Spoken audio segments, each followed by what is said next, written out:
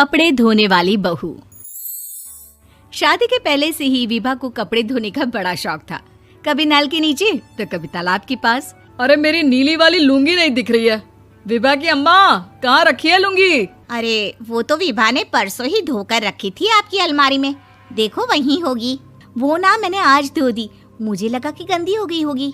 अरे कैसे गंदी हो गई थी? उसे तो मैंने पहना भी नहीं। हे भगवान, इस लड़की के कपड़े धोने की आदत से परेशान हो गया हूँ मैं। जितना तो घर में राशन नहीं आता उससे कहीं ज्यादा डिटर्जेंट पाउडर का खर्चा है।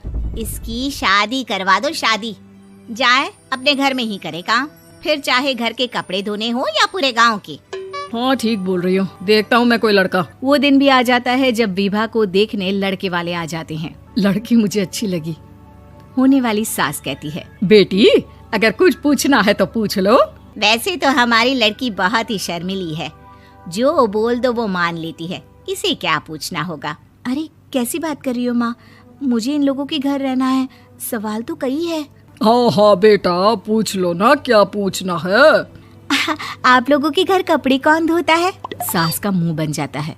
देखो, अगर तुम ये कहना चाहती हो कि तुम्हें कपड़े धोने नहीं आते तो सुन लो, कपड़े मैं ही धोती हूँ, लेकिन तुम्हारे आ जाने के बाद मैं रुमाल तक नहीं धोऊंगी। अरे चुप रहना भाग्यवान, बहू बेचारी घर आई नहीं, उसे डराना शुरू कर दिया। वो क्या है ना बिटिया, अभी तक तो ये कल्लू की माँ ही धोती थी, लेकिन अब तुम्हारे पापा तो दहेज में वॉशिंग मशीन देंगे ही।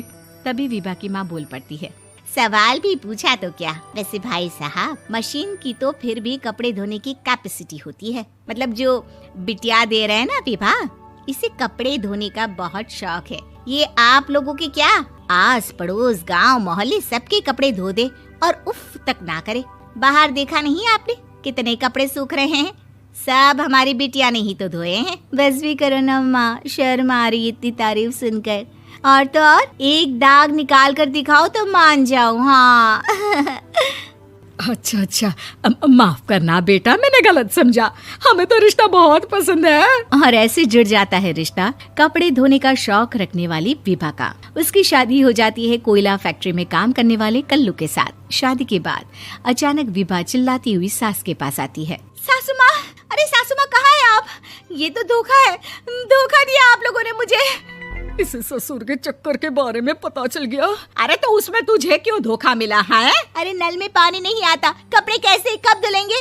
अच्छा अच्छा, तू पानी नहीं आ रहा उसकी बात कर रही है। तो आपने क्या सोचा? कुछ नहीं।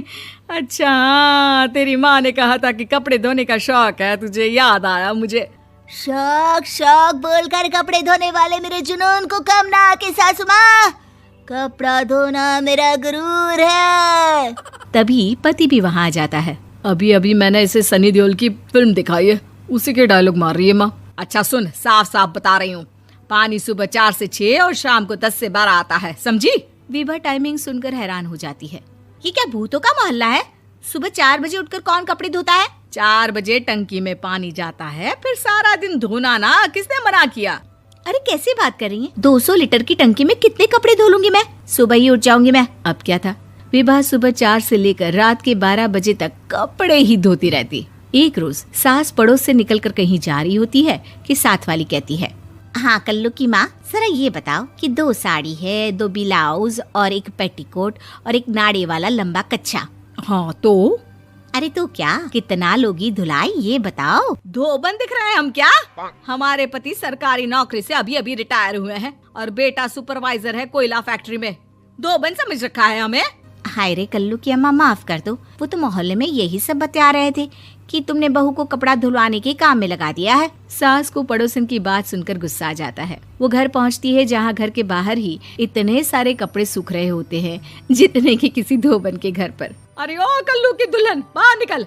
माँ जी यहीं आ जाओ, बाथरूम में चादर धो रहे हैं हम। अरे अभी हम धोते हैं, तुमको बाहर निकलो। ये आस पड़ोस वाले बोल रहे हैं कि हम बहू से कपड़े धुलवा धुलवा कर उसे कपड़ा धोने वाली बना दिए हैं। अरे छोड़ो ना माँ जी, किन लोगों की बातों में आती हो? आस पास के लोगों का तो काम ही होता है कि वो किसी तरह सास बहू को लड़ा दे। बहू सारे घर के कपड़े धोती है, ये क्या कम है? बोलिए। सास को भी लग जाता है कि वो बहू का ये सनकीपन नहीं छुड़वा सकती, इससे अच्छा है कि खुद ही चुप हो जाए। एक रोज सास और बहू मंदिर जाते हैं, जहाँ सास की साड़ी वहाँ खड़ी भीख मांगने वाली से मिलती है। माँ जी क्या बात है, आपकी साड़ी उस भिखारन से कितनी मिल रही है ना? हाँ हाँ देखो तो, दोनों की साड़ी मिल रही है। क्या बात है कल्लू की अम्मा, तुम खुद को तो अफसर की बीवी बताती हो और ऐसी सिंपल सी प्लेन साड़ी पहनकर घूमती हो।